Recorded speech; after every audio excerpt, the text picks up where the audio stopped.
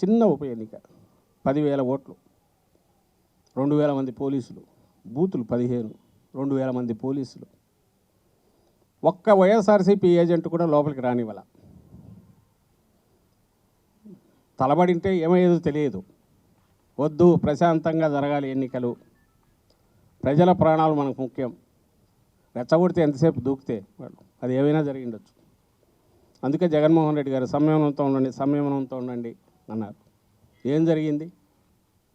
వాళ్ళ దగ్గరికి వెళ్ళి, అయ్యా ఒక ఏజెంట్ను లోపల రానివ్వలేదు, చెక్ చేయండి. అదేం మేము దాచిపెట్టేది కాదు, ఇంకోటి దాచిపెట్టేది కాదు, చెక్ చేసినట్టుగా జరగల.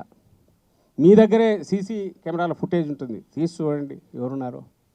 మిగిలినవన్నీ వదిలేసినా గుడ్డిగా ఒక గుర్తు, 50% మహిళలు ఉండారా, క్యూలలో ఉన్నారా? లోపల చూస్తే తెలుస్తుంది ఎవరు ఓట్లు వేస్తున్నారు. ఎక్కడ దొరుకుతుంది? సీసీ కెమెరాల ఫుటేజ్ తెలుస్తుంది. ఎన్నిక జరిగితే లోపలికి పోయి మాకు ఓటు వేసుకోవడానికి అలౌ చేయట్లేదు అంటుంటే పోలీసులు వీళ్ళని అడ్డగించి బయటికి దోసి లోపలైతే ఓటింగ్ జరిగితే ఇవన్నీ సీసీ కెమెరాలో నిక్షిప్తమైతే నీకు ఎంతసేపు పని? గంట సేపు ఓపెన్ చేసి సీసీ కెమెరాలు తెప్పించి చూస్తే అక్కడే కనపడుతుంది. చేయలే ఆ పని.